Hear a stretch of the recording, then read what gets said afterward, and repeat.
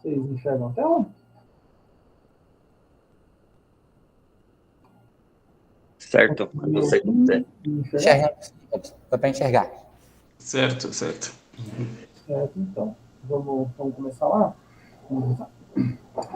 Boa tarde, pessoal. Eu acho que boa parte de vocês me conhece, né? Todo mundo me conhece.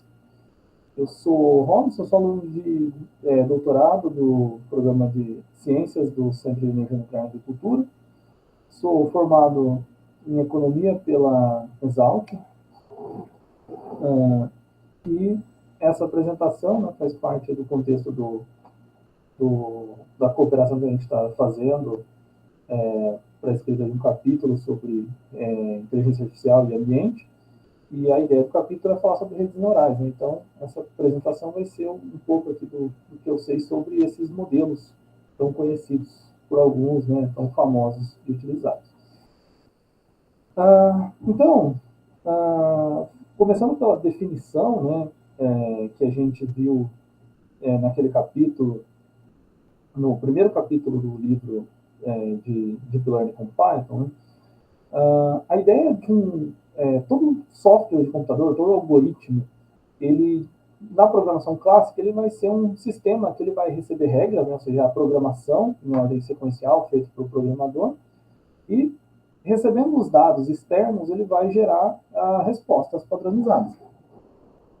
Agora, o aprendizado de máquina, né, essa ideia de criar um sistema inteligente, ele vem da área da ciência da computação, que tenta replicar, criar sistemas de computação que repliquem capacidades tipicamente humanas, né, como a percepção, como interpretação, extração de informação.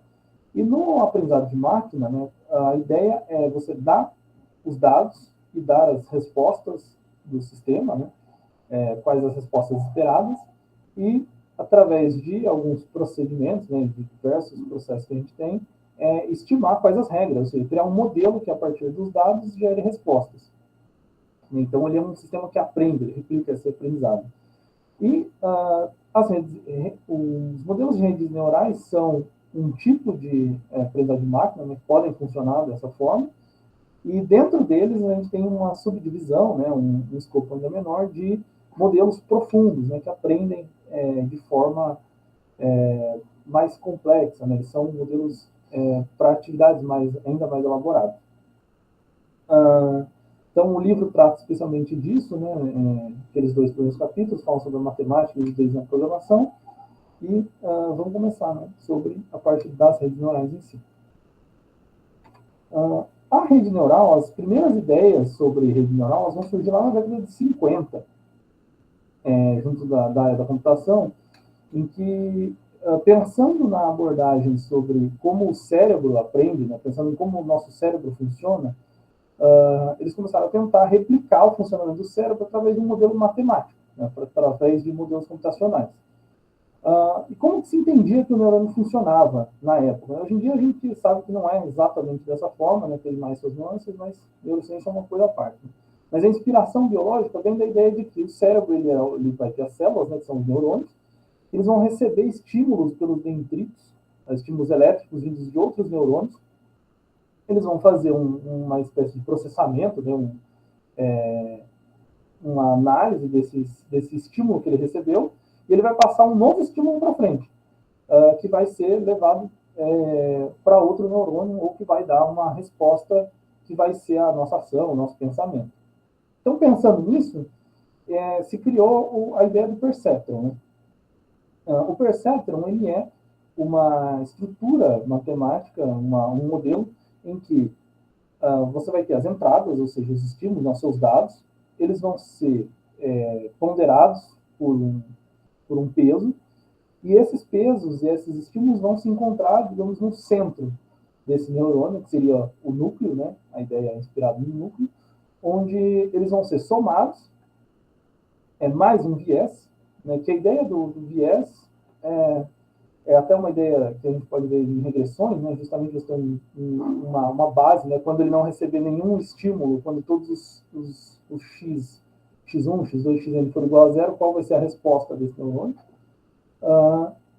E aqui todas as respostas são somado, né? Todos esses estímulos são considerados, digamos assim, e depois você tem um limite de ativação, né? Que seria uma espécie de régua para decidir se esse estímulo vai ser passado adiante ou não, depois uma função de ativação, mas isso foi introduzido posteriormente, e vai dar uma resposta. Então, essa é a base do funcionamento. Vamos olhar mais de dentro, né? O primeiro modelo Perceptron foi criado por Rosenblatt em 1957. E ele era uma estrutura de um neurônio mesmo, só um. Né? Não era uma rede, ele era único. E ele funcionava exatamente dessa forma. Então, você tinha x1, né, vezes um W1, mais, né, aqui dentro do neurônio seria a operação, né, a ideia, um x2 W1 mais o viés, que menos o limite de ativação daria uma resposta binária, então uma resposta booleana. 0 ou 1. Então, se essa soma, se esse estímulo mais esse viés fosse menor do que o limite de ativação, a resposta era 0. Se fosse maior ou igual, a resposta era 1. E como que se ajustava esses pesos? Né? Como que você fazia com que esses pesos fossem ajustados de uma forma que a resposta tendesse a ser o mais próximo do correto, né? 0 ou 1. Então, o otimizador ele era feito da seguinte forma. O W, né, ele era criado aleatoriamente, iniciado aleatoriamente, e o próximo W, né, o W estrela, ele seria atribuído a ele o W anterior, mais uma variação no W, né, um delta W. Esse delta W, ele é calculado por uma taxa de aprendizado, que seria esse, eu esqueci o nome dessa letra grega, mas seria esse Nzinho, né, parecido com N, e vezes aqui era a resposta. Né? Se a resposta verdadeira, se o Y previsto fosse errado, né, se ele fosse expressão 0 ou fosse 1 e ele desse uma resposta errada, ele multiplicaria pelo próprio x que entrou pelo x1, né, pelo x2, para cada peso. Né? Então, o peso 1 seria o x1 e o peso 2 seria o x2. De forma que, se o modelo errasse, o W seria atualizado por uma fração muito pequena da entrada x. E isso funciona relativamente bem. Tentei testar alguns modelos já só para brincar e eles acabam ajustando, vai formar uma regressão linear, né? E a ideia é gerar uma saída booleana, uma saída linear. Então, né, isso aqui é uma equação da reta. É uma reta com uma regressão linear ajustada por esse otimizador aqui, né, que não é o comum, não se utilizaria mínimos quadrados ou máxima verossimilhança, né? Esse otimizador ele era pensado para uma saída booleana, porque essa diferença entre o valor verdadeiro e o y seria um valor booleano, né? Seria 0 ou 1. Então, e por que se buscava justamente uma saída booleana? Porque a ideia era tentar ensinar o computador a criar portas lógicas. Porque se nós pensarmos nas operações mais básicas a nível de hardware do computador, ou seja, a estrutura física do computador, ele vai ter as chamadas portas lógicas, que juntas vão formar os operadores aritméticos, ou unidades aritméticas, né, que vão realizar as operações de soma, de subtração, divisão, a partir de operações booleanas de 0 a 1.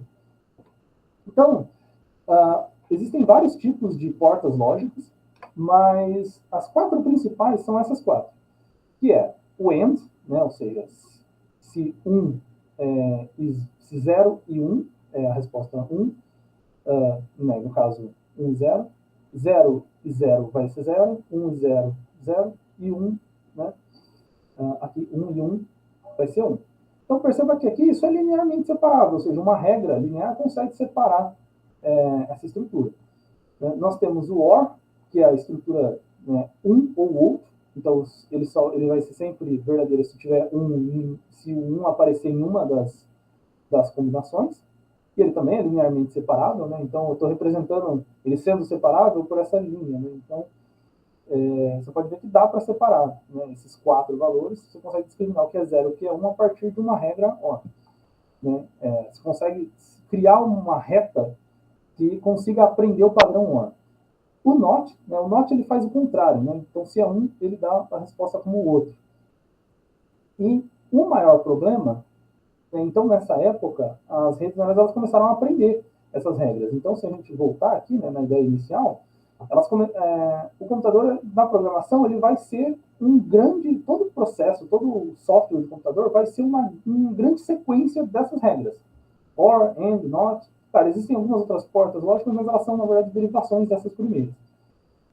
E a ideia era justamente fazer com que o computador aprendesse essas regras. Ele tinha que conseguir criar equações, modelos que replicassem, criassem essas portas lógicas no computador.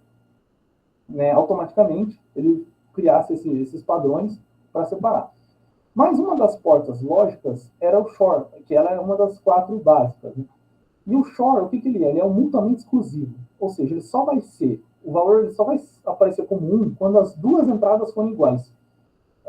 No caso aqui, por exemplo, 1 e 1 seria 1. 1 e 0 é 0. 0 e 0 é 1. E 1 e 0 e 1 é 0.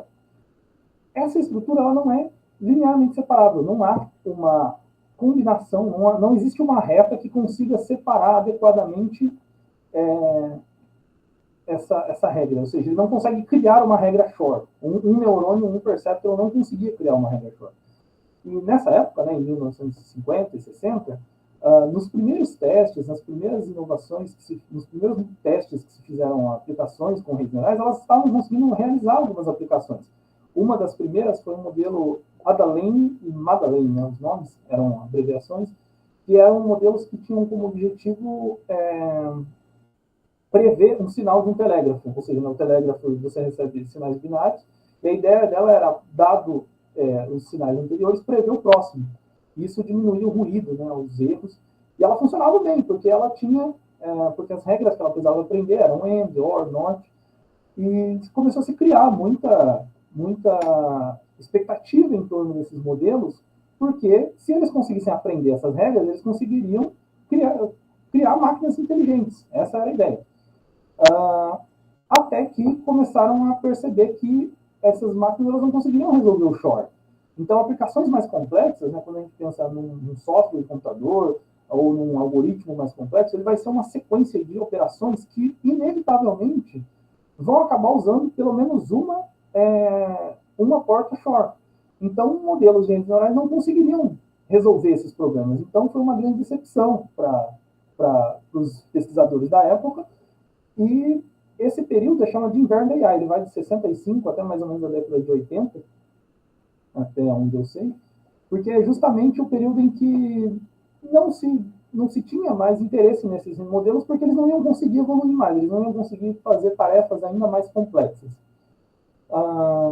E como, né, não se tinha expectativa de que eles fossem melhorar, se corta investimentos, pesquisadores não queriam mais fazer pesquisa com isso, né, porque você gastaria anos da sua vida estudando coisas que você não ia conseguir usar.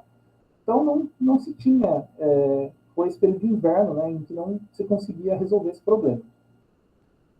Até que, como solução, começaram a propor modelos de várias camadas.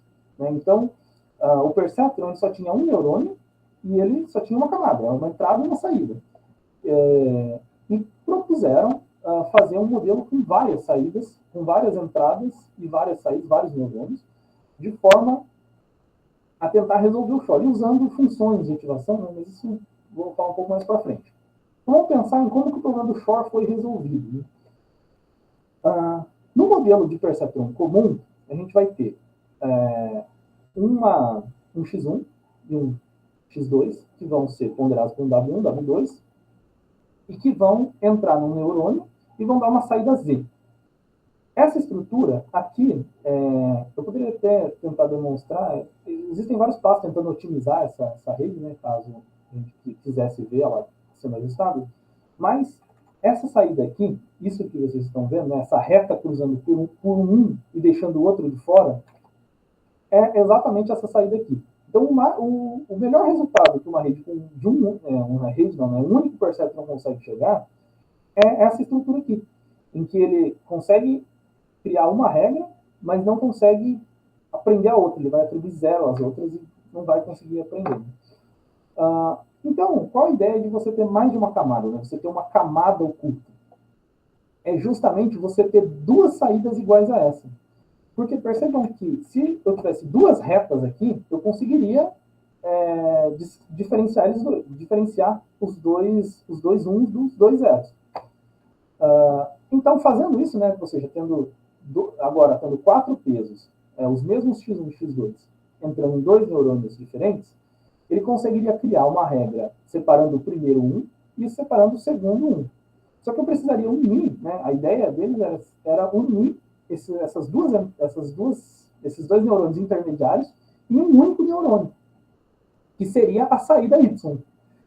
E fazendo isso, otimizando essa rede, otimizando os pesos, né, com entradas, mesmo com entradas booleanas, com saídas booleanas, você consegue chegar numa saída Shor. Veja só.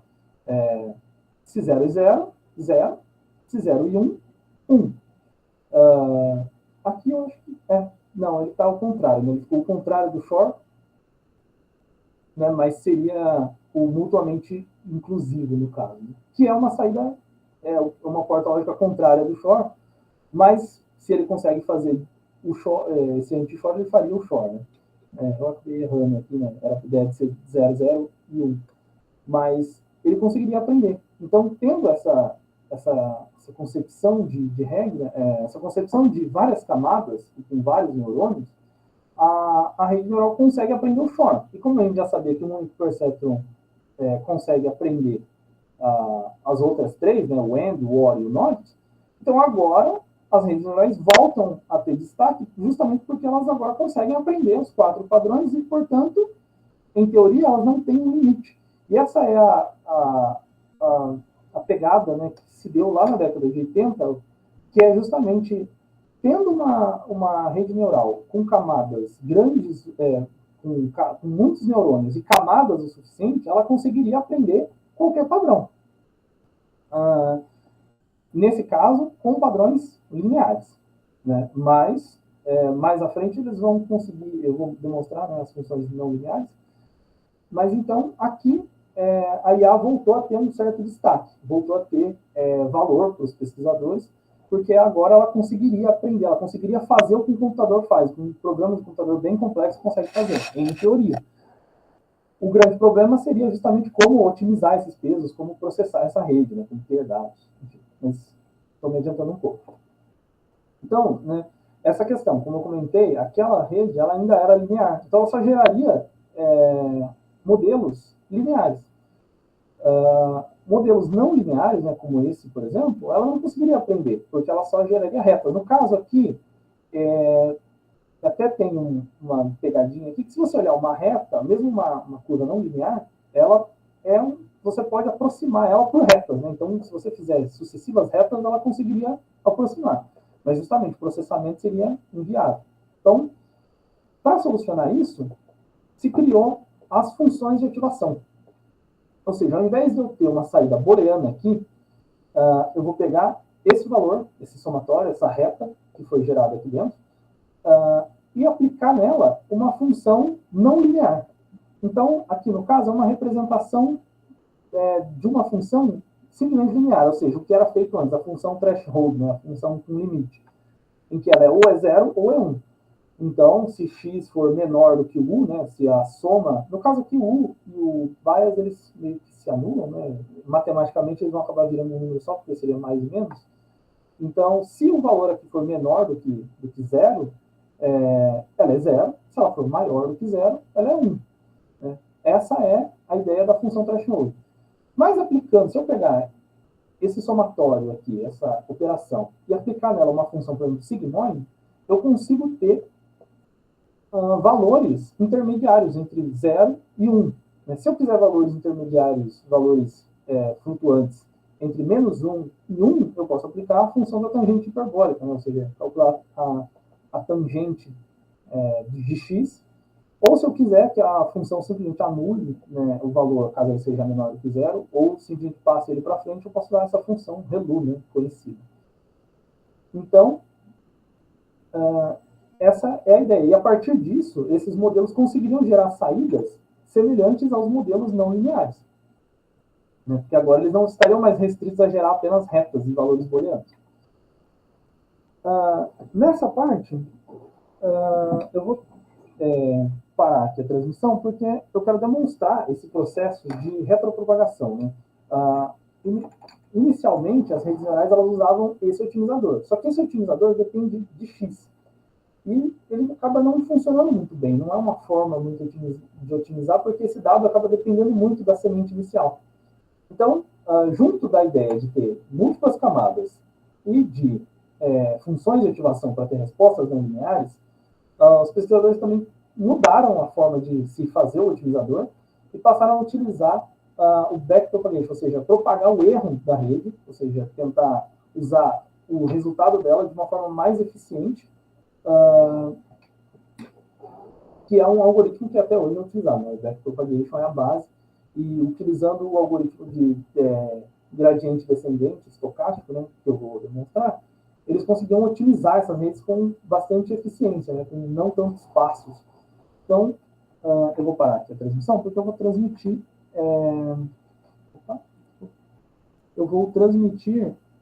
a tela do celular para eu poder fazer essas representações manuais mesmo, para a gente poder fazer as contas e acompanhar aqui, né? Que as fórmulas podem não ser muito bonitas.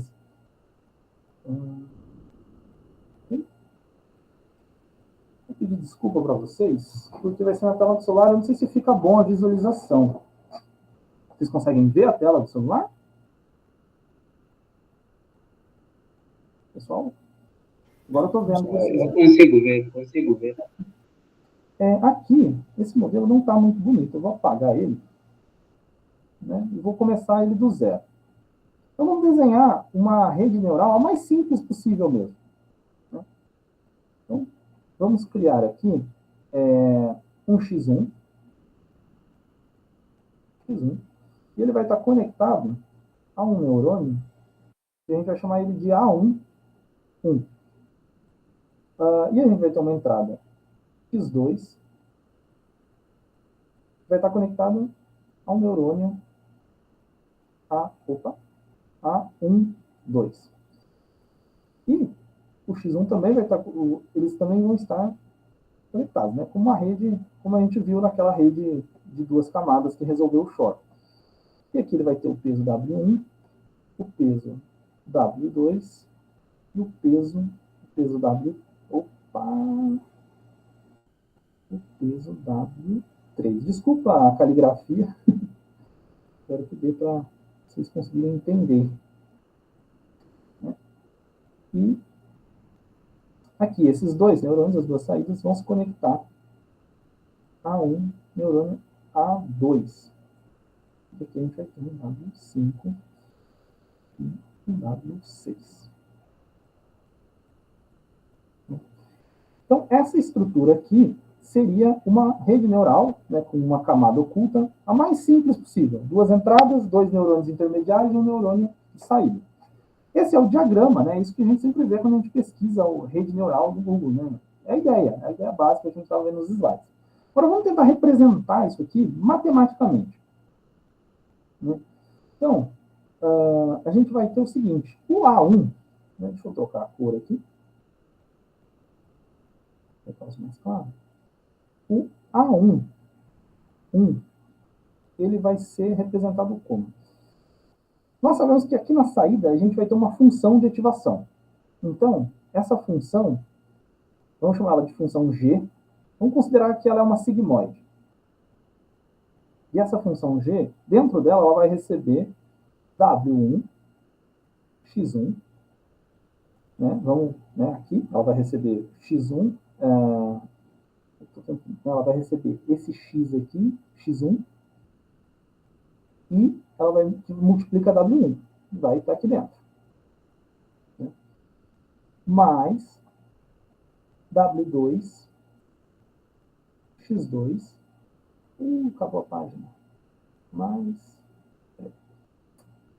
peraí, pessoal, que está meio grande, tem uma saída aqui. Só um segundo. Vamos fazer aqui. Então, vamos começar aqui a fazer a conta. Né? Então, A1, é igual a G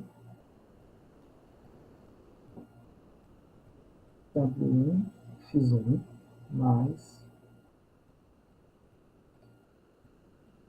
W2 x2 mais 1 base. E aqui a gente fecha o A. O A2 vai ser semelhante, né? Vocês concordam? O A2, o A1, 2 vai ser igual a G. As funções de ativação, vamos considerar que elas são todas iguais, tá? Para facilitar lá na frente. A1, aqui o A2, ele vai receber o W3x1 mais o W4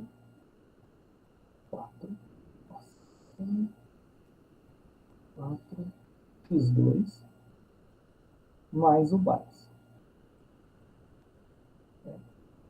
E agora, né? Agora, vamos pensar em o que vai ser o A2.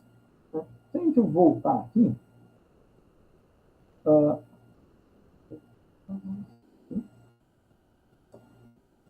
o A2 ele vai ser igual a mesma função G. Aí agora a gente altera, né? Porque a gente vai ter o W5 que vai receber o A11 mais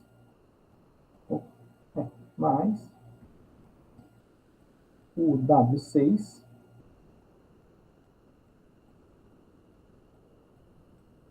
A12. Por que eu fiz dessa forma aqui? Porque a ideia, né, se a gente olhar aqui, por fim, a gente vai ter que o erro gerado por essa rede, vamos chamar ele de Y, o valor Y final, não, Y não, tem que ser perdão. O valor do erro dela, né, o erro vai ser igual ao valor de A2 menos o valor real conhecido. Vamos chamar de Y bar. Então, essa é a função ao quadrado sobre 2. Então, essa função define o comportamento da rede neural. É aqui que a gente vai ver se ela acertou ou se ela errou. Aquela ideia de otimização. E qual que é a ideia de demonstrar o que está dentro, né, do A12 dos neurônios? Para que vocês percebam que a função, o valor do neurônio de saída, A2, ele é, na verdade, uma série de funções dentro de funções. Então, são funções alinhadas. Isso aqui é um modelo de rede neural, se a gente pensar matematicamente. De forma que eu poderia até desdobrar esse A11 e A12 nas suas respectivas, nos seus respectivos...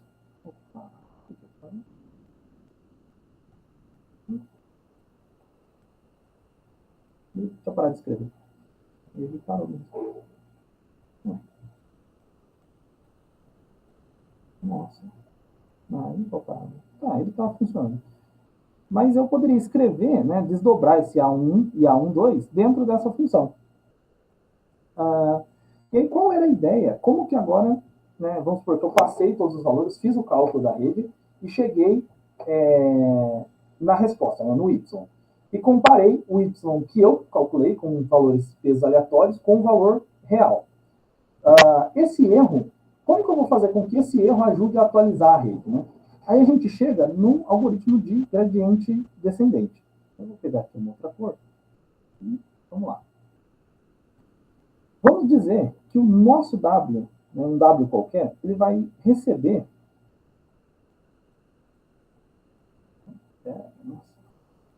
vai ser atribuído a ele um valor que é o W anterior. Então, vamos chamar isso aqui de estrela. E o W anterior mais um alfa, né, uma taxa de aprendizado, um valor, vezes o seu gradiente desse dado. O que é esse gradiente?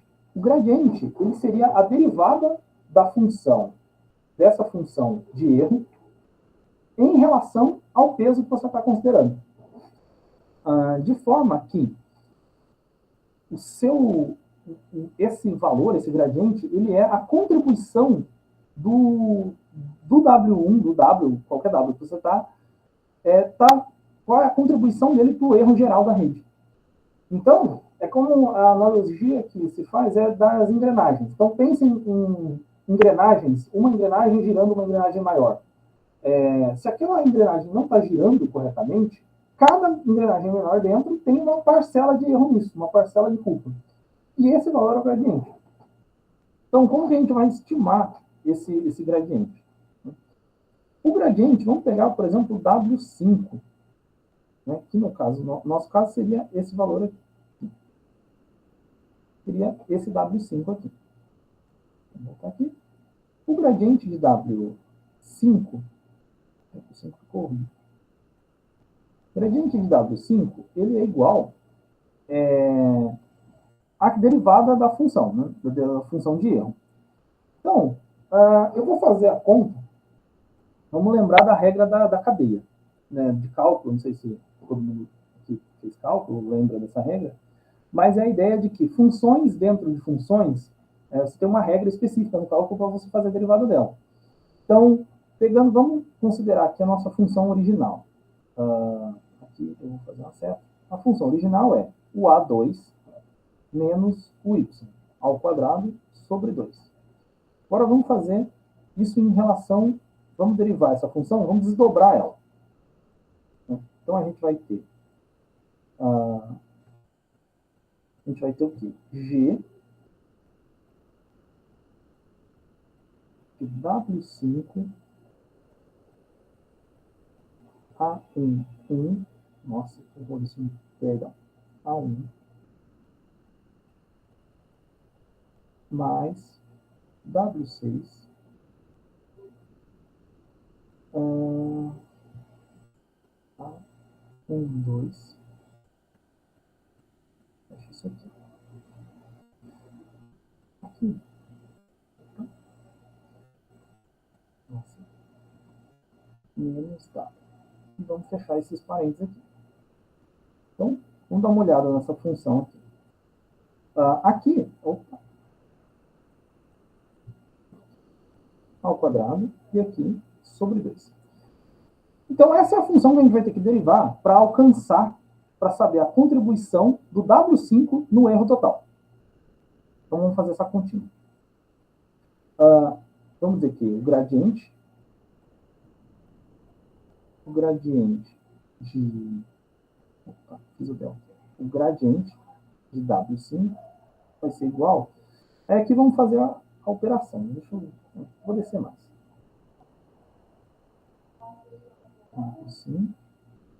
Vai ser igual ao quê? A derivada disso daqui, a derivada da função, vamos começar pelo de fora. Né? Então, esse 2 vai tombar, né? A regra do tombo da derivação, 2. E tudo que está dentro vai se repetir. Né? É a ideia de a derivada do que está fora vezes a derivada do que está dentro. Então, considerem que tudo isso aqui,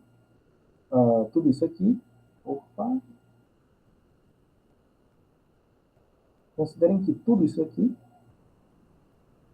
vai estar dentro, né, desses 3 pontinhos aqui. Então, a gente tem que fazer de novo. Para não se alongar muito. Então, vai estar aqui, vezes a derivada dessa função g. Por enquanto, vamos chamar ela só de g após. Vai ser um g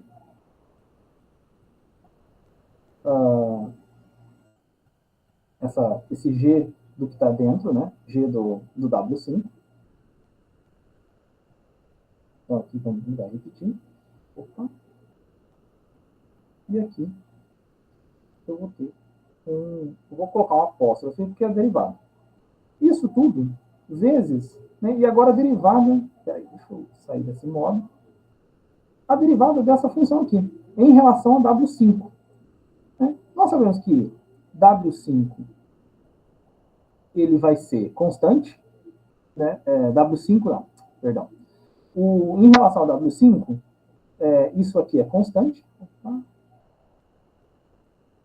W6 vezes A1 é constante em relação a W5, né, a derivada. W5 vezes A1, a derivada disso vai ser A1, menos W, menos Y também vai ser uma constante, que vai desaparecer. Então, o resultado aqui no final vai ser o próprio A1.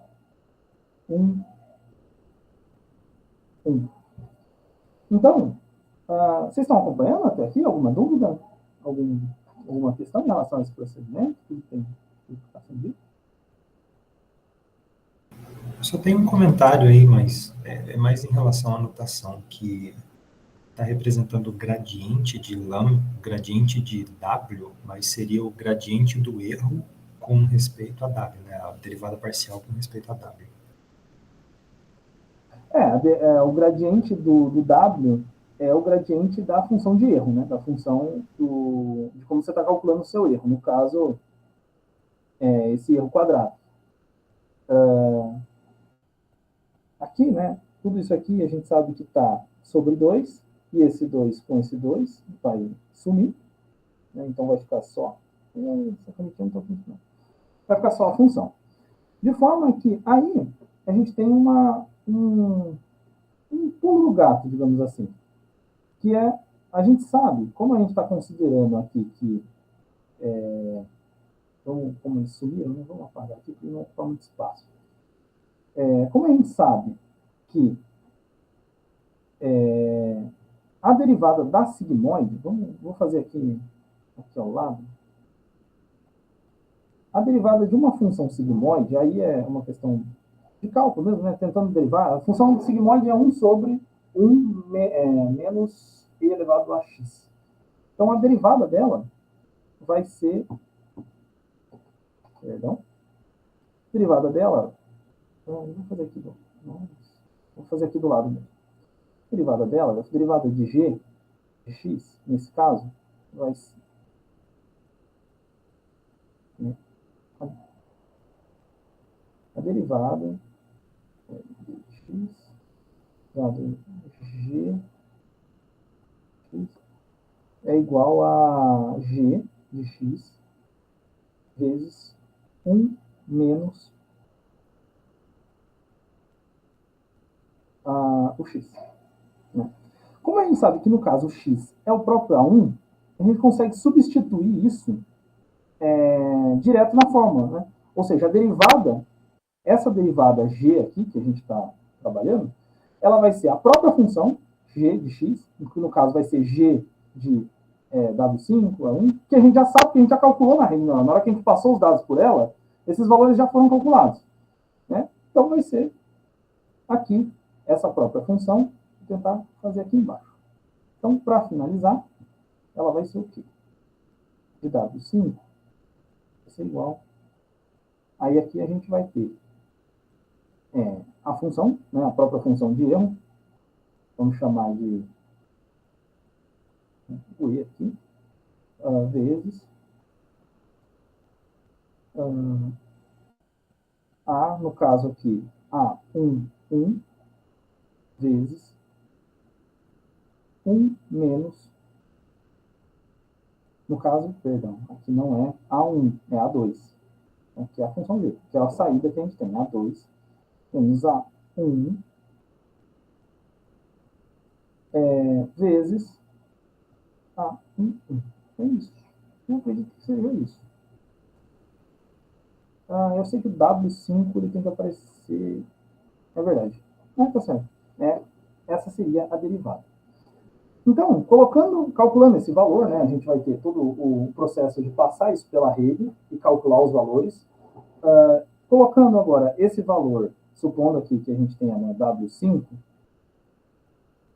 né, fazendo esse cálculo, a gente atualiza o peso de W5.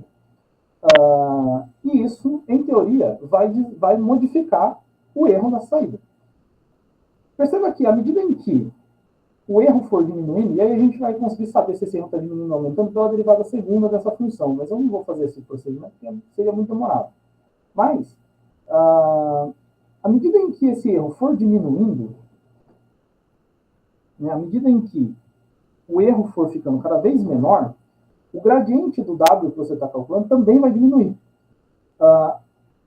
Até um certo ponto em que, em um ponto de mínimo da função, ou seja, na hora que você minimizar o erro, na hora que a função, a sua rede neural tiver aprendido o máximo que ela consegue, o gradiente, né, vai atingir um ponto crítico. Que, no cálculo, né, o ponto crítico de uma função é quando a derivada dela é igual a zero. Então, o gradiente de W5, por exemplo, ele vai atingir um valor igual a zero. E nesse processo, não sei, ele não está reconhecendo. Minha tela está quebrada. Não sei se... vai ser igual a zero. Então, esse peso vai parar de ser alterado. Voltando aqui, se a gente olhar para o gradiente, né, e eu tinha preparado previamente aqui o cálculo dos outros gradientes. Né? Aqui ficou mais bonitinho, que eu tinha feito com mais calma. Mas então aqui a gente volta para aquela equação. Né? Esses seriam os gradientes. Né? Eles são meio assustadores, mas aqui não é tão difícil de você fazer a fórmula. Né? Aqui, claro, o gradiente de W1, W2, eles vão funcionar em relação ao W5. Vamos pegar, por exemplo, o gradiente de W1. Vamos olhar para ele. Né? Ele vai ser a função de erro vezes o próprio A2, que é a saída, vezes 1 menos a função a saída, porque é justamente a derivada do sigmoide, vezes W5, vezes W1, vezes a sigmoide, né? No caso aqui, isso aqui é isso aqui é... Nossa, ele não está funcionando. Não estava indo tão bem. Vou pôr essa canetinha, né, para tentar reconhecer o touch. Mas isso aqui... ele está com delay, aparentemente. Mas isso aqui, essa seção aqui, que se repete, né, nos neurônios, não está saindo. Mas A1 vezes 1 menos A1 é a derivada da sigmoide. Né? Essa parte é o gradiente do W1. Se a gente olhar na função aqui, o W1, ele só vai... o que vai aparecer na derivada dele é justamente as seções que interagem com ele. Então, por exemplo, o A2, tudo vai convergir para o A2. O W5 aparece na função. O A1...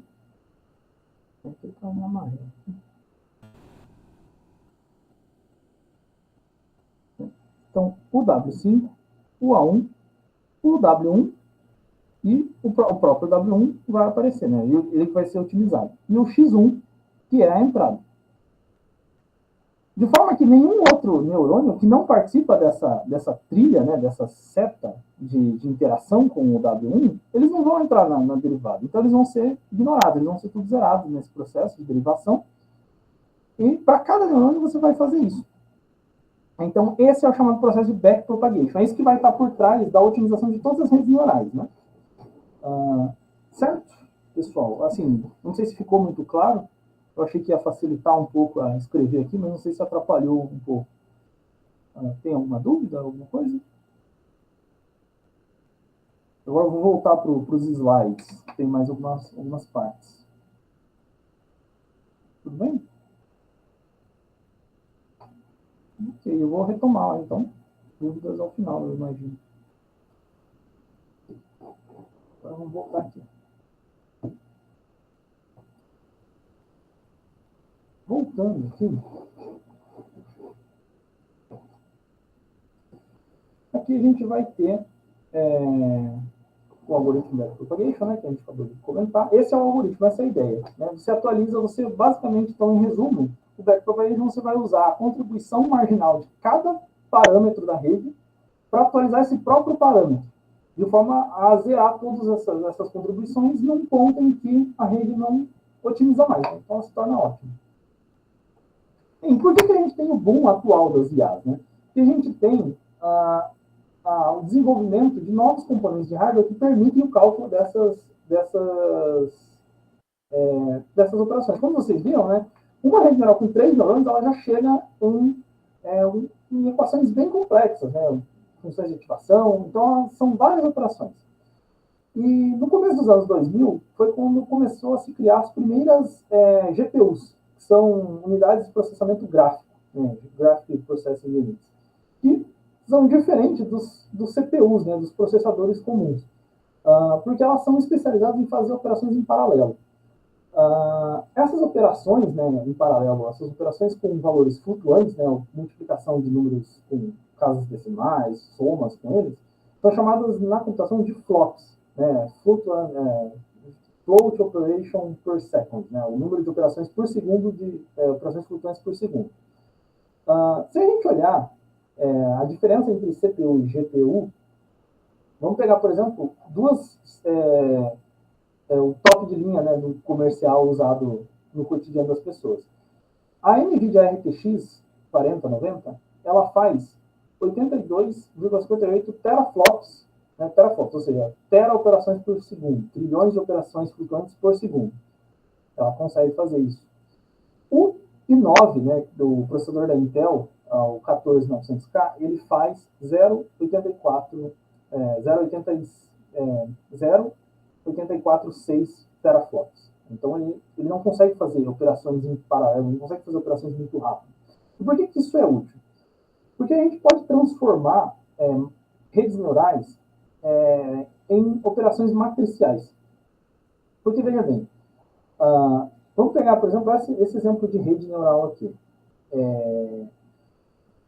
A gente tem os dados, né, os pesos, que estão estão multiplicando a entrada x1, x2, x3 para os neurônios H1 até H4.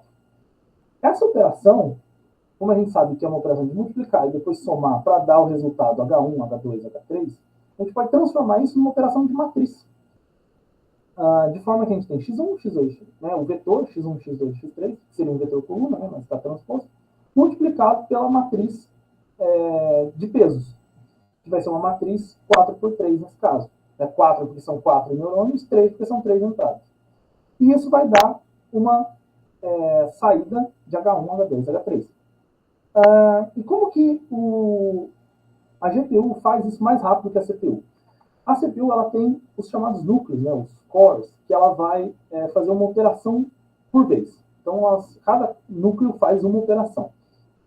Então, x1 vezes W1, x2 vezes W2 e sucessivamente. Se a gente pegar, por exemplo, o i9, ele tem 24, se não me engano, esse aqui tem 32 núcleos, 24 núcleos que faz até 32 operações simultaneamente. Se a gente pegar uma NVIDIA,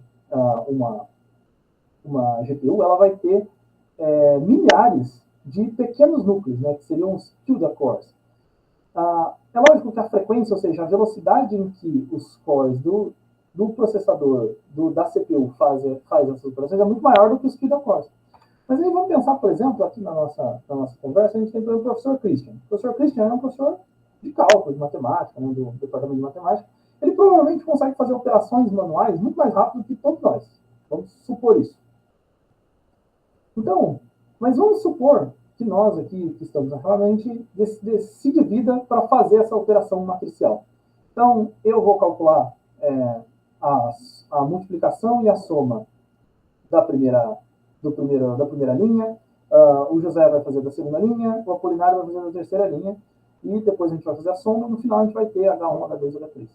Perceba que a soma e a multiplicação, né, nessa operação matricial não depende um do resultado do outro. Então a gente pode fazer isso em paralelo, simultaneamente. Então, mesmo que individualmente nós três tenhamos menos habilidade de fazer contas manuais que o professor Christian, fazendo em paralelo, a gente provavelmente vai terminar primeiro que ele.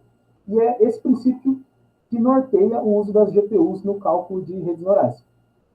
Porque essas operações são independentes. Depois, a gente vai ter, por exemplo, a função de ativação, H1, H2, H3, na função sigmoide, né, que vai dar a saída, considerando uma função sigmoide, vai ser essa operação. Então, a gente vai fazer 1 sobre 1 mais A elevado a H1, a H2, H3, e vai dar o valor da saída. Depois, novamente, na próxima camada, vai ser a mesma coisa. A gente vai ter uma operação matricial de novo, de H1 a H4, por uma matriz que vai de valores, né?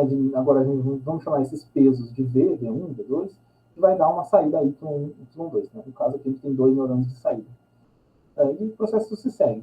No processo de backpropagation é a mesma coisa, né? Porque agora a gente teria, na verdade, que retropropagar esse erro, então seria calcular as derivadas e atualizar os pesos, ou seja, multiplicar os pesos pelas suas, multiplicar o vetor de, subtrair ou adicionar o vetor de gradientes ao vetor de Ws, né, ou de Vs, e assim sucessivamente. Então a gente consegue transformar isso em álgebra matricial.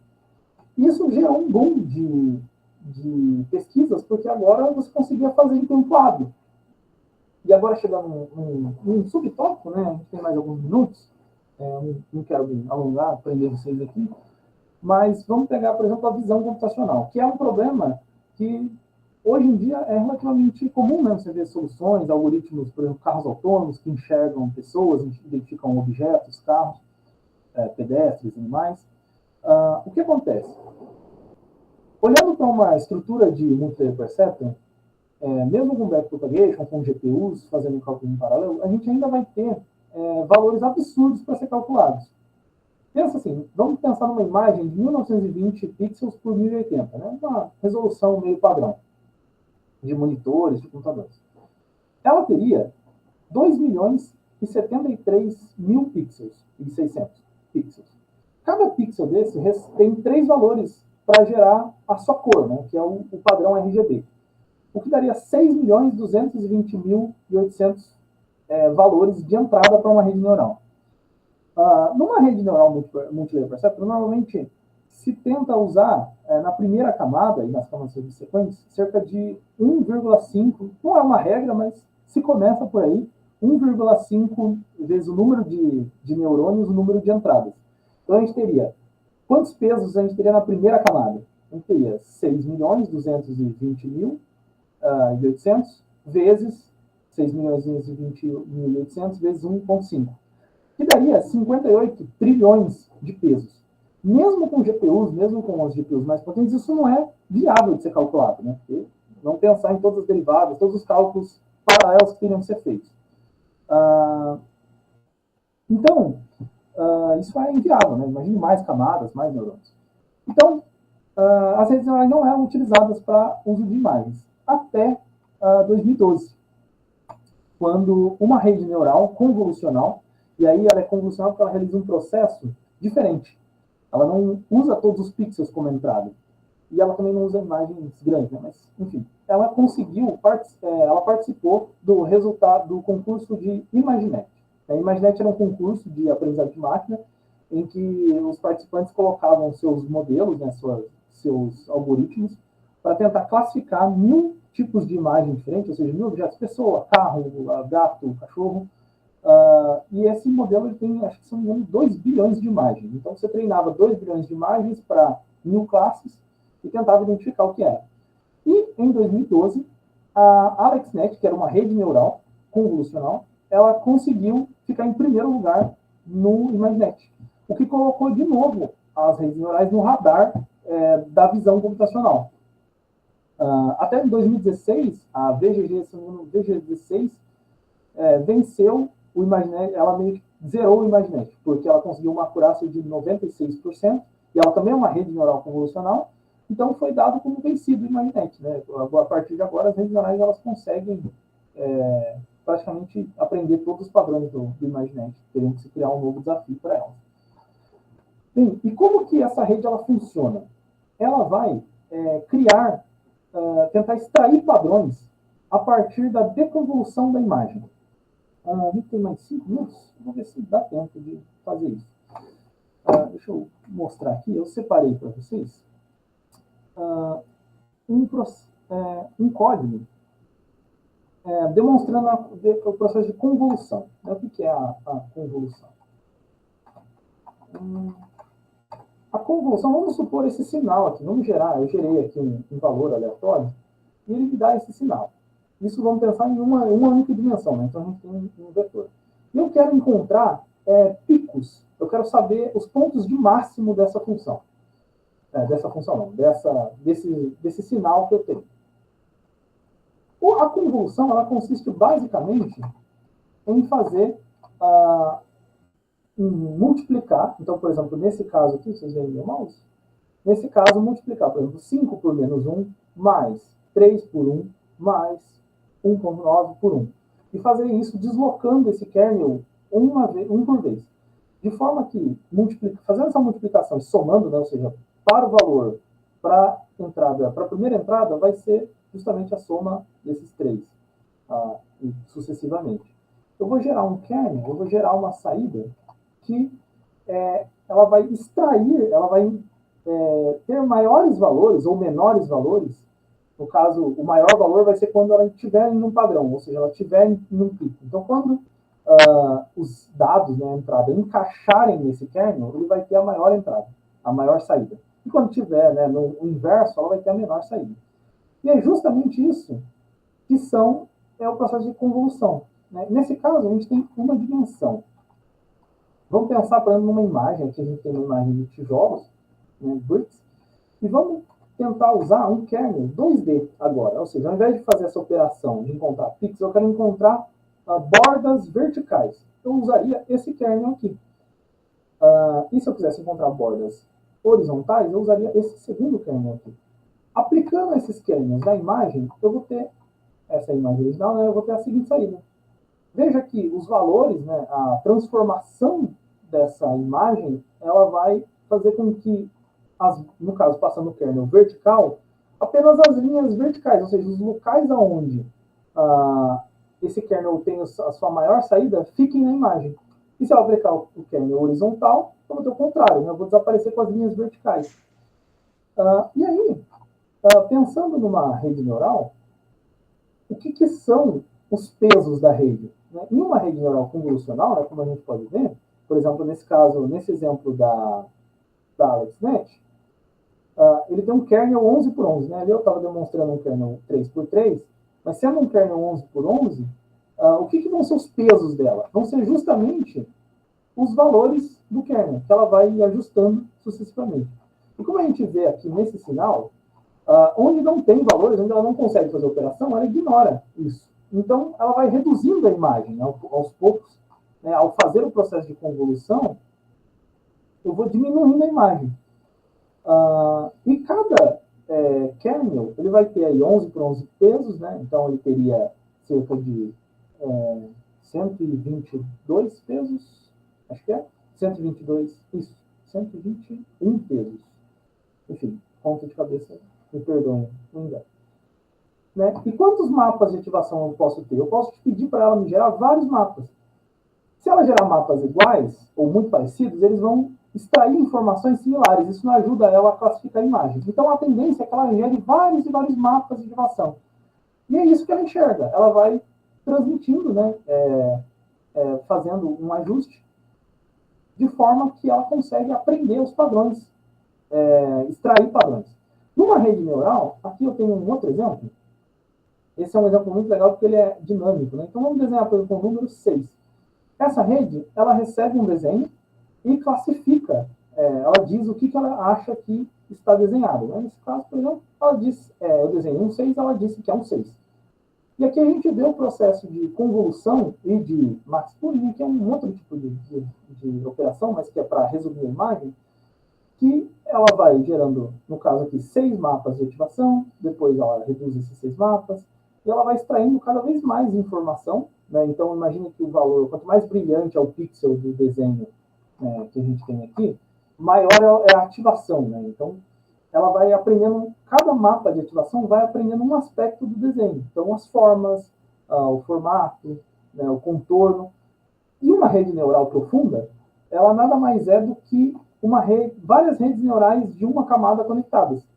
Então, nós podemos pensar que, no caso de imagens, por exemplo, uma rede neural profunda é uma rede que reconhece, no caso aqui, contornos, identifica formas, recebe formas e transforma isso em um valor numérico, um vetor numérico, que lá na frente vai cair numa rede, num kernel, né, numa rede full conectada, um multilayer perceptron, que vai classificar. Então, na verdade, a rede convolucional, na visão computacional, ela vai resumindo a imagem, ela vai extraindo da imagem a parte que ela precisa para identificar, ela vai aprendendo o que ela precisa olhar através do ajuste dos pesos e ela vai reduzindo esse processamento de forma que ela fique viável de ser calculada. Esse é um exemplo. E aqui, né, não existem só redes multilayer perceptron, nem só redes convolucionais.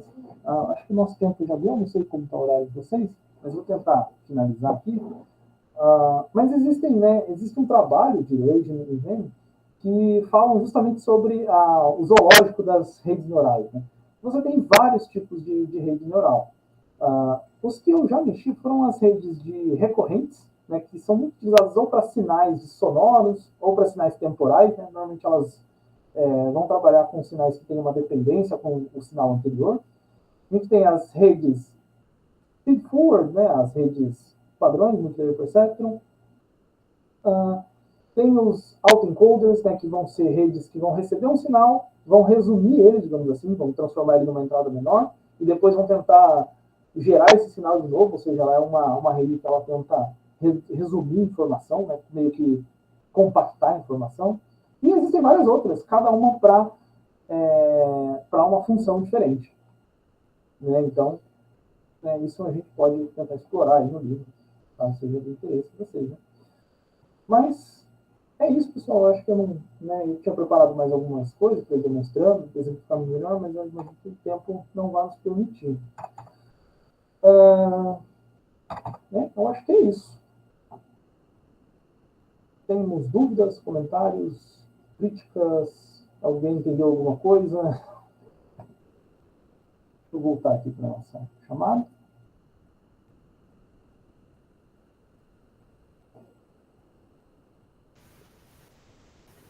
Cara, muito bom. Eu tenho um comentário para fazer, que é uma coisa que já discuti bastante com os colegas meus sobre isso, que é a questão da importância das GPUs. E a minha visão é que, acho que para resumir, eu diria que eu não acho que GPUs são importantes para redes neurais. GPUs são necessárias porque o principal algoritmo de otimização é o backpropagation. Então, quando a gente olha para a arquitetura de uma rede neural, nada lhe implica que uma GPU vai ser melhor do que um CPU para fazer aquele trabalho. O problema é o algoritmo de otimização. E tem alguns trabalhos, obviamente, saindo de empresas que não detêm aí o patrimônio intelectual de GPUs, por exemplo, a Intel. Tem trabalhos dessas empresas onde eles estão tentando otimizar o máximo possível e encontrar algoritmos que são melhores nas CPUs. Então, acho que esse é um ponto que eu gostaria de deixar, que talvez, sei lá, né, pode ser que no futuro o paradigma mude e CPU volte a ser importante. Eu só queria deixar enfatizado que é relevante para a gente não necessariamente enlaçar rede neural com GPU, que elas são coisas separadas. A GPU é uma necessidade por conta do backpropagation. Eu acho, assim, é uma boa colocação, né? Você tem até processadores agora que vêm com vídeo integrado, né? Tentando fazer a principal função das redes da GPU no próprio CPU, mas eu destaquei essa importância, né? Justamente porque, pelo backpropagation, foram a evolução das GPUs que possibilitaram a gente voltar a ter esse boom de IAs. Né? Pelo menos enquanto a gente não tiver outros algoritmos que otimizem redes neurais tão bem quanto ele, elas acabam viabilizando o uso dessa técnica. Né? E quando você viabiliza, você cria entusiasmo em relação às aplicações, muita gente pesquisa, né, testa coisas novas.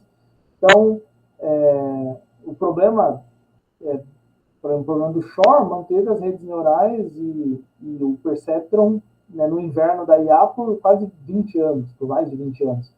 Então, eu acho que a GPU acaba tendo essa importância meio que histórica, né, para a gente contextualizar o porquê que isso ganhou valor, ganhou importância agora, né, nos últimos anos, né? Por que isso não era feito antes, na década de 90, né? E, especialmente aí alguns modelos de visão computacional. Sim, foi importante para problemas que a gente não tinha uma resolução muito boa antes, ou não sabia formular muito bem, né? Principalmente problemas de processamento de imagem, vídeo, texto, problemas de processamentos numéricos, a gente já tinha redes neurais, e tem ainda hoje, funcionando relativamente bem em CPUs mesmo, né? O MLP, o Multi-Layer Perceptron, você até consegue treinar esses algoritmos consegue treinar essas arquiteturas usando algoritmos melhores, por exemplo, LBFGS, que é um algoritmo. O gradiente descendente estocástico ele seria uma ultra simplificação desses algoritmos que exigem muito, principalmente de memória e de processamento pesado, mas não necessariamente processamento. Estou procurando a tradução de embarrassing parallel. Processamento paralelo? Eu não estou conseguindo ouvir muito bem seu microfone. Mas assim, processamento paralelo, você fala? Importantes para esse avanço nas áreas onde parece mais espetacular, né? É espetacular para a gente ver a geração de uma imagem, ver a geração de um texto, né? Mas se a gente parar para pensar, é tão espetacular quanto a gente ter uma rede neural que consiga predizer muito bem o preço de ações de mercado. E você consegue treinar uma rede neural dessas com um CPU. É só questão do que é propagado também para o público depois, né? Sim. Não, são comentários pertinentes, né? Existem outras estratégias além do backpropagation, né? Mas eu fiz mais eles por esse apanhado histórico, né? Porque foi usado para imagem, né? Utilizado, eu ter trabalhado com imagens. Mas sim, existem outras alternativas, né? Pesquisando imagem, a gente vai acabar sempre que você tem um problema específico, você acaba tendo uma solução meio específica. Mas eu fiz essa apresentação, assim, mais a parte que eu mexo, né? Como eu conheço mais o backpropagation, eu consigo até demonstrar algumas coisas matemáticas dele. Mas é isso, pessoal. Então, a base, né, a base do que eu tinha proposto lá no grupo e tudo mais, era justamente a partir disso, né, a partir dessa ideia e dessa história, né, que, claro, tem muito mais detalhes. Eu não sei se tem mais alguma dúvida, algum comentário. Bom, acho que da minha parte, eu não consegui assistir muito bem a sua apresentação, que estava aqui com meu filho resolvendo alguns probleminhas. Eu não sei se na hora que você falou do W, no caso, você falou que esses são os parâmetros que você está estimando na rede neural. Aí eu sei que você falou do algoritmo, mas não sei se você falou que esses W no final são os parâmetros do São os parâmetros do modelo, sim. modelo. É o que você está estimando. Uhum. E uma outra coisa também, bom, isso aí já é um pedido pessoal também. Eu acho que seria legal, bom, obviamente depende do seu tempo, mas eu acho que seria legal, se possível, mostrar um exemplo em Python, talvez num próximo momento, no caso, explicando um pouco, talvez não voltando na teoria de novo, mas talvez um exemplo simples. Por exemplo, o caso que tá, acho que está no livro, aqueles dos dígitos, quando você escreve um número, no caso, e aí a rede neural vai reconhecer no final se o dígito é 0, 1, 2, 3 até 9. Talvez poderia ser uma coisa nesse sentido. Assim, eu acharia interessante, principalmente porque você conhece do tema e porque você conhece também Python. Então, assim, se alguém tiver alguma dúvida, no caso, se tiver alguma dúvida, eu posso perguntar para você que você sabe. Então, eu acharia interessante ter um segundo momento, mas isso obviamente também depende do seu tempo. Eu tinha preparado aqui, professor, eu estava com outra aba aberta aqui com o código demonstrando, né, a identificação de folhas de bananeira, foi um exemplo que eu fiz recentemente, mas é que deu tempo, né, acabou que a apresentação ficou um pouco mais longa do que eu planejei. Por isso que eu estava pensando em, se possível, obviamente, fazer em um outro momento uma coisa assim nesse sentido, uma apresentação, acho que no máximo de 1 hora, eu acho que um tempo razoável também. Mas seria a minha sugestão também, se você aceitar. Sim, Mas claro. assim, também da minha parte, pelo menos, dar também os parabéns e agradecer a disponibilidade do seu tempo. Eu convidei algumas pessoas para participarem aqui da sua apresentação. Convidei 3 pessoas, mas 2 pessoas participaram, o Francisco e o Yuri, que eu acho que saiu faz pouco tempo. Mas, enfim, eu fiz o convite para eles porque a gente quer trabalhar um pouco nessa área. Talvez não na área de redes neurais, mas alguma coisa talvez um pouco mais simples. Mas eu acho legal também conhecer a área de redes neurais e os possíveis problemas que consegue resolver, no caso. Sim, obrigado pelo elogio. Espero que tenha ajudado, né, principalmente o Apolinário, o Álvaro, a, né, contextualizar um pouco mais aí do princípio, do funcionamento, a ideia básica. Mas, enfim, espero que tenha ajudado, que tenha se proveitoso para vocês. Beleza? O senhor pode me passar a gravação depois? Passo. Então, pessoal, isso, mais alguém tem alguma dúvida no chat, alguma coisa?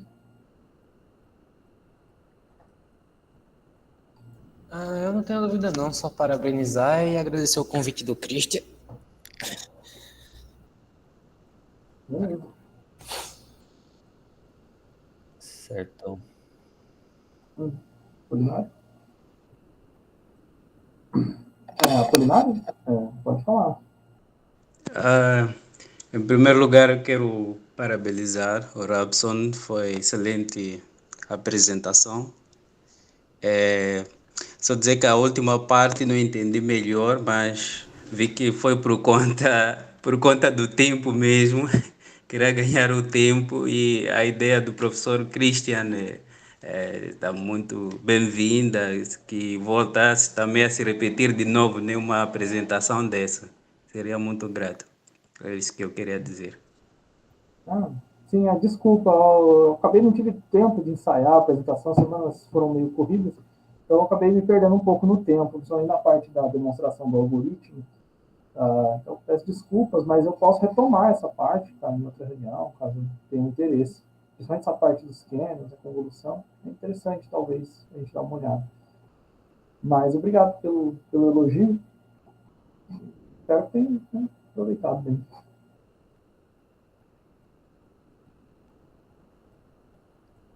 Bom, acho que não tem mais comentários, então acho que... Bom, eu vou parar a gravação e aí...